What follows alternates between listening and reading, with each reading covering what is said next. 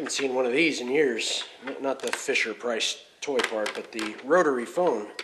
In a long time. I'm sure nowadays if they make these for little kids, they're probably little cell phone type things. It's funny the games you used to play when you were little. I remember in class, I used to have substitute teachers that would come in when I was like in first or second grade, and they would have to occupy the class and not really know what the lesson was, so they'd come up with little games. I remember we used to have this one substitute teacher all the time when I was in first and second grade, and she was always coming up with different games for us to play. One game that I remember us playing was the game of telephone.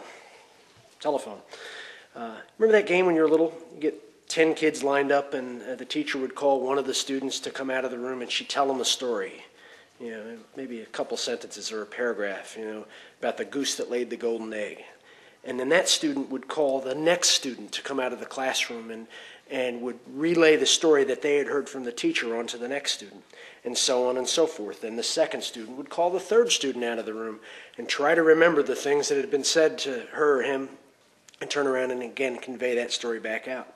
You'd go through all 10 students, and by the time you got to the last student, you know what invariably happened. The goose that laid the golden egg became the grizzly that ate the gray granny or something like that. It would get all chopped up and things would get added in and things would get taken away.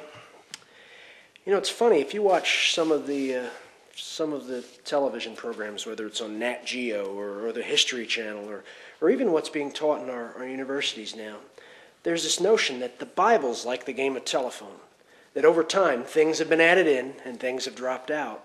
And there's kind of this wisdom out there that you really can't trust that when you're reading the Bible that it's authentic anymore.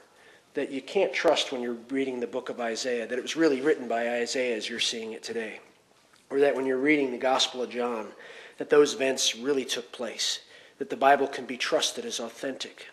They think the Bible is like the game of telephone. Well, is that what the evidence suggests? So if you think back to our analogy with the game of telephone, if all 10 students were telling you the exact same story, the kid that first heard the story from the teacher and the student that was the last one in the end, you can begin to have a certain level of certainty that that's the story that was told. It's the same thing with the Bible. There's tremendous agreement, and the evidence is overwhelming that your Bible is authentic.